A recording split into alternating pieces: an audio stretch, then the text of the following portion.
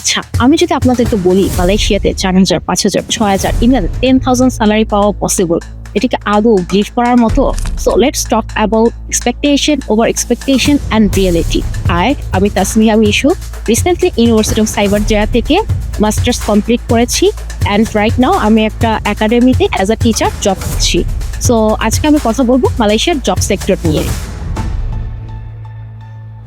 আমরা অনেকে শুনে থাকি যে ৪,০০০, ৬,০০০, ১০,০০০ স্যালারি, এটা শুনলে ভাবি যে ও মাই গড, এটা তো মনে হয় ওভার এক্সপেকটেশন। অ্যান্ড অনেকে এটা মনে করে।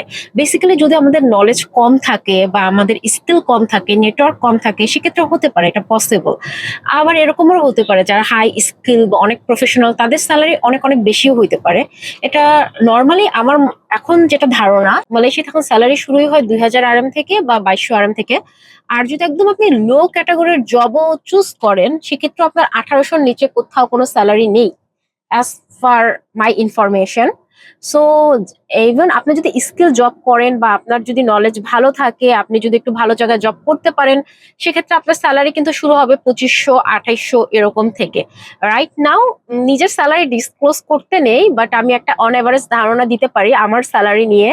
সেটা হলো আমি 4,000 RM প্লাস স্যালারি পাই, মাঝে মাঝে সেটা 5,000 RM ও হতে পারে। সো আমি কি জব করতেছি, কিভাবে, সেটা আমি আপনাদেরকে এখন শেয়ার করব। আমি হলো গিয়ে অ্যাজ আ টিচার একটা কোরিয়ান একাডেমিতে জয়েন করেছি। সো ওখানে হলো গিয়ে আমার জাস্ট ইংলিশ পড়ানো, এটাই। আর আমি যেটা দেখলাম মালয়েশিয়াতে এডুকেশন সেক্টরে ওরা অনেক ভালো পে করে আপনাকে।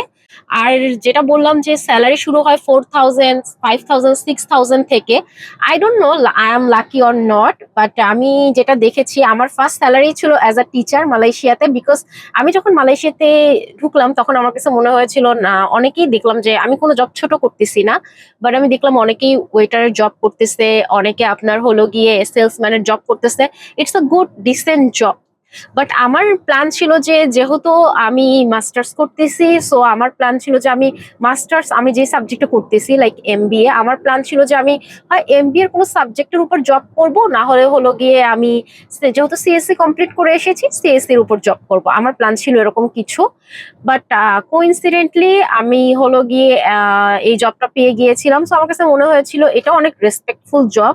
টিচিং প্রফেশনটা আমার কাছে ছোটবেলা থেকে অনেক রেসপেক্টফুল মনে হয় যে আপনি একটা মানুষকে গড়তে পারতেছেন, গড়ার একটা অপরচুনিটি পাচ্ছেন। সো আমি ভাবলাম দেরি না করে ঢুকে যাই জবে। যেহেতু তারা আমাকে অনেক ভালো একটা অ্যামাউন্ট পে করতেছে, অ্যাজ পার আমি কিন্তু টিচিং এক্সপিরিয়েন্স নাই, এক্সপিরিয়েন্স ছাড়া আমাকে তারা এরকম একটা জবের জন্য অ্যালাউ করছে বা অপরচুনিটি, এটা আমার জন্য একটা বিগ অপরচুনিটি ছিল। সো আমার ফার্স্ট স্যালারি আমি যখন ওখানে জয়েন করলাম তখন মেবি আমার ফার্স্ট স্যালারি ছিল 4,400 RM। Believe it or not, এটাই আমার ফার্স্ট স্যালারি ছিল। রাইট নাও স্যালারি কত সেটা আমি বলবো না। সো আমার মতে যে 4,000, 5,000 বা 6,000 এটা ওভার এক্সপেকটেশন না। It's not an over expectation. যদি আপনার নলেজ ভালো থাকে, যদি আপনার স্কিল ভালো থাকে, আপনার নেটওয়ার্ক ভালো থাকে, তাহলে আপনি 4,000, 5,000, 6,000 RM পেতে পারেন। It's quite normal. এটা আপনার অ্যাবিলিটির উপর। এখন আপনার যদি অ্যাবিলিটি খারাপ থাকে, সেক্ষেত্রে আপনি ব্লেম করে বলতে পারবেন না যে উনি তো আমাকে বললো 4,000 পাওয়া যাচ্ছে, সেটা পাওয়া যাচ্ছে না। বা অনেকেই বলে যে না, এটা তো পাওয়া যায় না, জব সেক্টর খারাপ। এখন আপনার অ্যাবিলিটি নেই, আপনার নেটওয়ার্কিং নেই, আপনি কিছুই কাজ জানেন না। লাইক আপনি যদি এরকম হয় যে আপনি গাড়ি কিনে ফেলছেন কিন্তু আপনি ড্রাইভিং জানেন না, ঠিক সেরকম আপনি মালয়েশিয়ায় চলে গেছেন কিন্তু আপনি স্কিল নাই বা কোনো কিছু শিখে যান নাই, সেটা যেরকম হবে।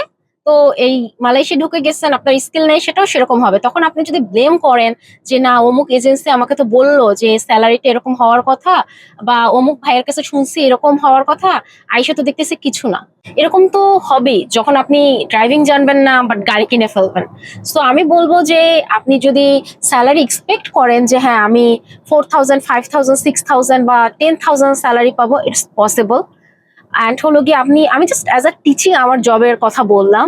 বাট যারা আরো হাই লেভেলে আছে, লাইক হলো আপনার IT সেক্টরে আছে, তারপর হলো গিয়ে আপনার ম্যানেজমেন্টে আছে, অ্যাডমিনে আছে, এইচআর এ আছে, তারপরে মার্কেটিং এ আছে বিভিন্ন ইউনিভার্সিটির। তাদের স্যালারি কিন্তু আরো হাই হয়। ইভেন তাদের স্যালারি হাই হওয়ার পিছনে আরো একটা রিজন থাকে যে তারা একটা কমিশন পায়। লাইক আমি যদি ইমাজিন করি আমি একটা ইউনিভার্সিটির মার্কেটিং ডিপার্টমেন্টে আছি, সেক্ষেত্রে আমি অ্যাজ আ স্যালারি আমি তো পাচ্ছি, কিন্তু তার সাথে সাথে আমি পার স্টুডেন্ট বেসিস একটা কমিশনও পাচ্ছি।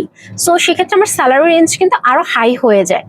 So it's not an over expectation. আপনি এক্সপেকটেশন রাখতেই পারেন, যদি আপনার স্কিল ভালো থাকে, আপনার নেটওয়ার্কিং ভালো থাকে, তাহলে আপনি এরকম স্যালারি পেতে পারেন। হ্যাঁ, ওভার এক্সপেকটেশন আমি বলতে পারি কখন, যখন আমার ওই অ্যাবিলিটিটা হচ্ছে না। এখন রাইট নাও আমার অ্যাবিলিটি 5000, এখন আমি যদি এক্সপেক্ট করি যে আমি 10,000 পাবো, এটা আমার জন্য ওভার এক্সপেকটেশন। বাট এখানে কথা আছে, যারা আমরা ব্যাচেলর করতেছি তাদের কিন্তু পসিবল হবে না যে আমি এত স্যালারি পাবো, তাদের জন্য এটা ওভার এক্সপেকটেশন। বা আপনি রিসেন্টলি মালয়েশিয়া আসছেন, আপনি যে এক্সপেক্ট করেন যে আমি এসেই 4000 এর স্যালারি পাবো, এটাও কিন্তু ওভার এক্সপেকটেশন। বাট আমরা যদি মাস্টার্স বা পিএইচডির ক্ষেত্রে ধরি, এক্ষেত্রে ক্লাস কিন্তু খুবই তুলনামূলক কম থাকে, সেক্ষেত্রে আমাদের জব টাইমটা অনেক বেড়ে যায় অ্যান্ড ফ্লেক্সিবল টাইম থাকে। যেহেতু এখানে আপনি, আমার ক্ষেত্রে আমি যেটা দেখেছি, আমি ফুল টাইম ইন্টার্নশিপের একটা অপরচুনিটি আমার ইউনিভার্সিটি আমাকে দিয়েছে। সেক্ষেত্রে আমি যদি ফুল টাইম জব করি, আমি লিগ্যাল ওয়েতে করতে পারবো, এটা আমার জন্য ইললিগাল হবে না। এই ফ্যাসিলিটি আমার ইউনিভার্সিটি আমাকে দিয়েছিল। সো দ্যাটস ওয়াই আমি ফুল টাইম জব করতে পেরেছিলাম। সো আপনার ইউনিভার্সিটির যদি এরকম রিকোয়ারমেন্ট থাকে বা তারা যদি আপনাকে এই অপরচুনিটিটা দেয়, তাহলে আমি বলবো এটা আপনার জন্য এক্সপেকটেশন, আপনি পেতে পারেন। আর যেটা হলো রিয়েলিটি, এখন রিয়েলিটি আমি যদি ধরি, বেসিক্যালি আপনি আসার সাথে সাথেই এইরকম একটা খুব ভালো লেভেলের জব অপরচুনিটি এক্সপেক্ট করাটা ভুল হবে। সেক্ষেত্রে অনেকেই কি করে, জব তাড়াহুড়া বা যাদের একটু হলো গিয়ে মানি প্রবলেম থাকে, প্রায় সব মানুষেরই থাকে, আমাদেরও থাকে। সো সেক্ষেত্রে কি হয়, তারা যে কোনো জবটা সামনে পেলেই সেটা করে করে বা আমাদের টেন্ডেন্সি থাকে এটা করতে হবে, বিকজ আমাদের জীবিকা নির্বাহ করতে হবে মানুষ হিসাবে, এটাই নিয়ম। সো সেক্ষেত্রে কি হয়, আমরা যদি ওয়েটার, সেলসম্যান বা মার্কেটিং বা নর্মালি যে কোনো জব যদি আমরা করে থাকি, সেক্ষেত্রেও কিন্তু আপনি 1800 থেকে স্যালারি শুরু হয়, 2000, 2200, 2500 এক্সপেরিয়েন্স অনুসারে আপনাকে কিন্তু এটা পে করা হয় যে আপনি কত পেতে পারেন। বাট একদম মিনিমাম হলো আপনি 2800 ধরতে পারেন আপনার স্যালারি হবে। আর হাইস্ট গেলে 3000ও মনে হয় এই জবে পাওয়া যায়। অ্যান্ড আপনি আরো একটা জব আমার নলেজে আছে, বাট এটা মোস্ট অফ দি স্টুডেন্ট করে কিনা আমি জানি না, কনস্ট্রাকশনের জব যেগুলো থাকে, কনস্ট্রাকশন বলতে আপনার রেনোভেশনের জবও আছে অনেক এখানে। অনেক স্টুডেন্টরাও করে মাঝে মাঝে as a part time.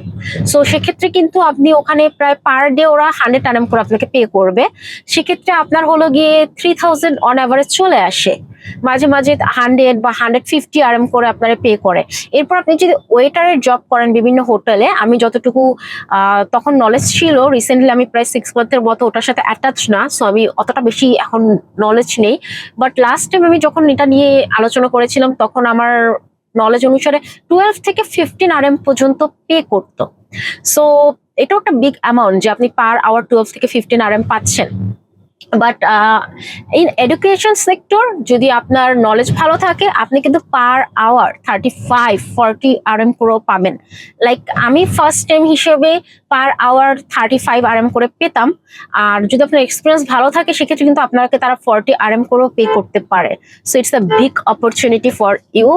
So late না করে এখনই আপনারা অ্যাপ্লাই করে ফেলুন, ঠিক আছে? So basically, Malaysia is a big opportunity country for me because আমি জানি না কার জন্য কতটুকু, আমার জন্য it's a big opportunity. So আমার মতে Malaysia is a big opportunity country. So grab your opportunity, but before that আপনার যেটা মাথায় রাখতে হবে, আপনার স্কিল ডেভেলপ করতে হবে, আপনার নেটওয়ার্কিং বাড়াইতে হবে।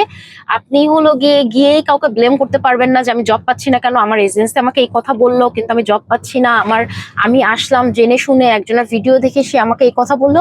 No, you can not blame anyone, because আপনার যদি নলেজ না থাকে, একটা এজেন্সি আপনাকে যদি বলে যে সে আপনাকে জব দিবে, আপনার সেই যোগ্যতাটা থাকতে হবে। আমি যে বললাম যে 4000-5000 স্যালারি পাওয়াটা এক্সপেকটেশন, নট ওভার এক্সপেকটেশন।